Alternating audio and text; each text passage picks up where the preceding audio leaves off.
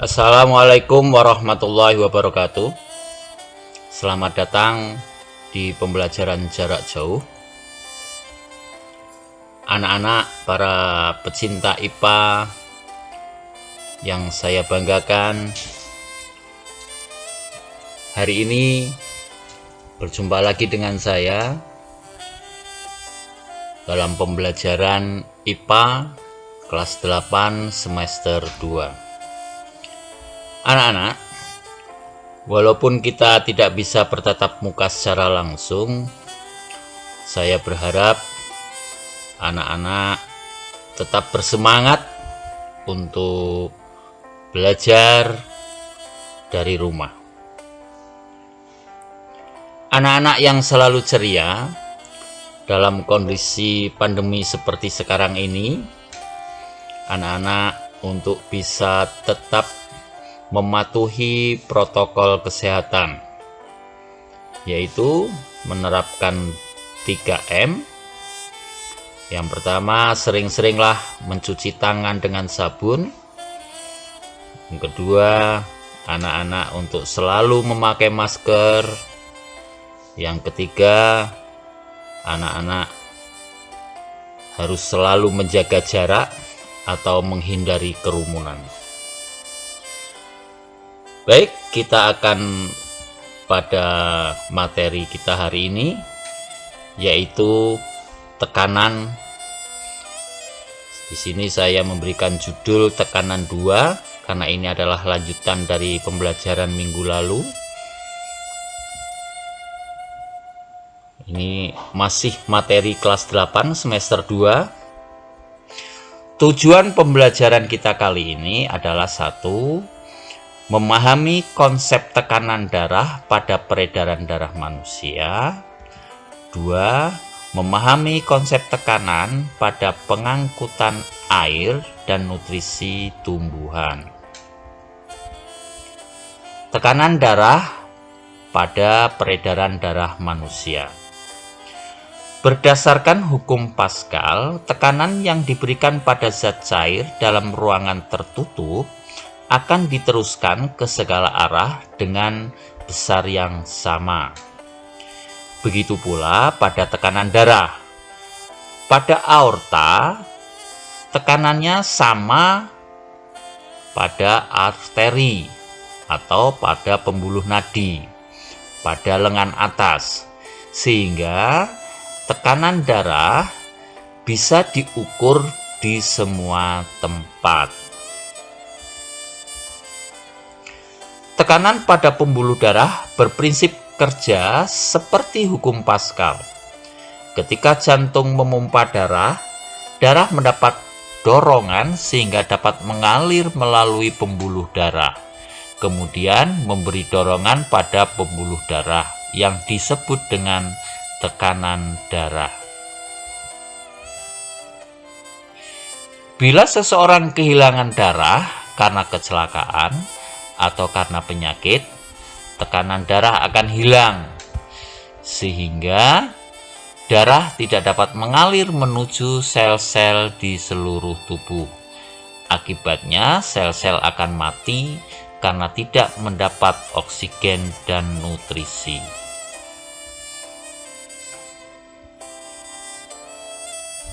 Sphygmomanometer. Apa itu sphygmomanometer?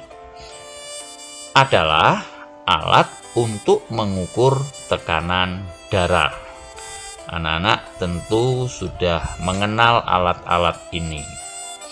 Alat ini ada di UKS, ada pula di puskesmas, di rumah sakit, di tempat-tempat dokter praktik, atau barangkali di rumah-rumah anak-anak sudah banyak yang punya.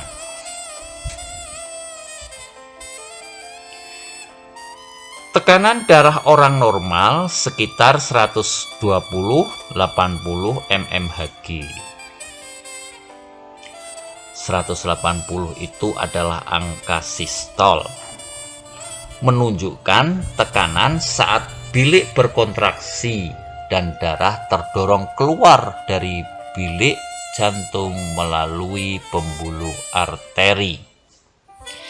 sedangkan 80 adalah angka diastol, menunjukkan hasil pengukuran tekanan saat bilik relaksasi dan darah masuk menuju bilik jantung, tepat sebelum bilik-bilik berkontraksi lagi.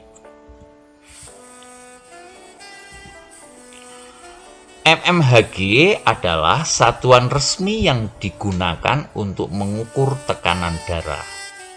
Tekanan darah yang normal adalah 90-60 mmHg sampai 120-80 mmHg.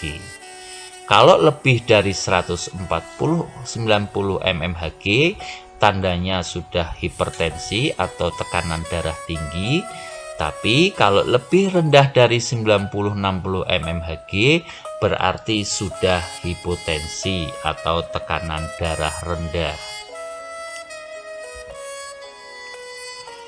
Bagaimana cara menggunakan alat ini? Anak-anak bisa lihat gambar yang pertama. Ketika alat dipasang di lengan atas, maka ini menghambat peredaran darah. Kemudian gambar kedua itu karena pompa dilonggarkan, kantung udara akan mengalami penurunan tekanan. Dengan demikian, tekanan mulai bisa diukur dan terukur. Misalnya di sini ketika angka ada di 120, terdengar bunyi melalui stetoskop. Ketika tekanan itu ditunjukkan angka 70, bunyinya berhenti. Itu artinya diastolnya 70 mmHg. Baik anak-anak, setelah kita mengetahui bagaimana tekanan darah, kita ke tekanan untuk pengangkutan air dan nutrisi pada tumbuhan. Pengangkutan air dan nutrisi pada tumbuhan. Pengangkutan air pada tumbuhan terjadi karena adanya jaringan silem. Air dari dalam tanah diserap oleh rambut-rambut akar, kemudian masuk ke sel epidermis melalui osmosis. Selanjutnya, air menuju korteks, endodermis, dan periskel. Kemudian air menuju silem akar, silem batang, dan silem daun. Tekanan untuk pengangkutan air dan nutrisi pada tumbuhan. Kita lihat tumbuhan, kemudian kita ambil akarnya. Akar ini akan kita potong secara melintang. Ini adalah potongan akar yang melintang. Kemudian dari bagian potongan akar yang melintang itu kita ambil dan kita besarkan.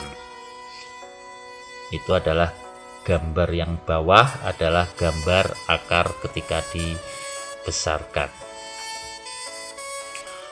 Proses osmosis dalam penyerapan air dan nutrisi pada tumbuhan. Osmosis itu apa? Osmosis adalah perpindahan molekul pelarut, misalnya air, melalui selaput semi-permeabel dari bagian yang lebih encer ke bagian yang lebih pekat, atau dari bagian yang konsentrasi pelarut rendah ke konsentrasi pelarut tinggi. Tadi kita lihat, ini kita besarkan. Anak-anak kita lihat proses bagaimana osmosis. Itu dari luar masuk ke dalam akar karena berpindahnya dari encer ke yang lebih pekat. Kita tahu bahwa air yang ada di luar tanaman tentu lebih encer daripada yang di dalam tanaman. Jika kita memberikan pupuk kepada tanaman terlalu tinggi konsentrasinya atau terlalu pekat atau bisa dikatakan overdosis, maka bisa timbul bahwa nutrisi yang ada di luar tanaman lebih pekat. Dengan demikian malah dari dalam tanaman yang akan keluar karena terjadi osmosis dari dalam tubuh tumbuhan keluar tubuh. Inilah prosesnya, anak-anak bisa lihat perjalanan osmosis atau cairan dari luar sampai ke silem akar. Dari silem akar akan masuk ke silem batang, dari silem batang masuk ke silem daun, dan dari silem daun akan mengalami osmosis lagi masuk ke daun sampai di mulut daun. Anak-anak, ini adalah proses, ada 3 proses, dari bawah di akar, tengah ada di batang, dan atas ada di daun. Sebelum kita lanjutkan penjelasan bagaimana air dari silem akar sampai ke daun, anak-anak saya ingatkan lagi, tentu anak masih ingat tentang gambar ini, yaitu ketika zat cair dimasukkan ke dalam 3 tabung dengan besar yang berbeda, maka lubang yang kecil zat cairnya akan lebih tinggi. Ini juga terjadi pada kapiler pada silem batang. Karena kecilnya lubang kapiler pada silem batang, maka zat cair yang tadinya ada di bawah, ada di akar, akan naik ke atas secara kapilaritas. Kapilaritas yaitu masuknya zat cair melalui lubang-lubang kapiler, atau bisa dikatakan meresap melalui lubang kapiler, sampailah dia di atas. Dan ketika sudah sampai di kapiler daun, baru terjadi osmosis. Air dapat diangkut naik ke daun dan diedarkan ke seluruh tubuh tumbuhan karena adanya daya kapilaritas batang yang dipengaruhi oleh gaya kohesi dan adhesi.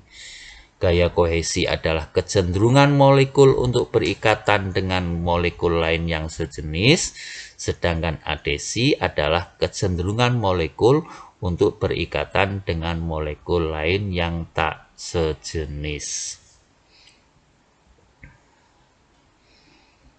Ini anak-anak, kita lihat kesimpulannya.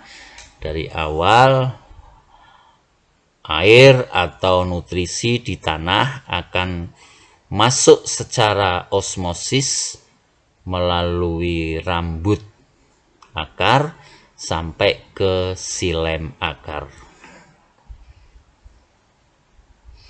Setelah sampai di silem akar, akan naik secara kapilaritas melalui lubang kapiler silem batang dan sampai ke silem daun. Setelah sampai di silem daun, akan terjadi osmosis secara mendatar ke daun dan masuklah ke stomata. Di stomata akan terjadi fotosintesis, kemudian diedarkan lagi ke bawah. Sehingga bisa dikatakan bahwa faktor yang mempengaruhi penyerapan air dan nutrisi pada tumbuhan adalah 1. Tekanan pada akar, 2. Daya kapilaritas pada batang, dan 3. Daya hisap pada daun. Demikian anak-anak pembelajaran kita pada hari ini. Tetap bersemangat belajar dari rumah. Salam tangguh. Wassalamualaikum warahmatullahi wabarakatuh.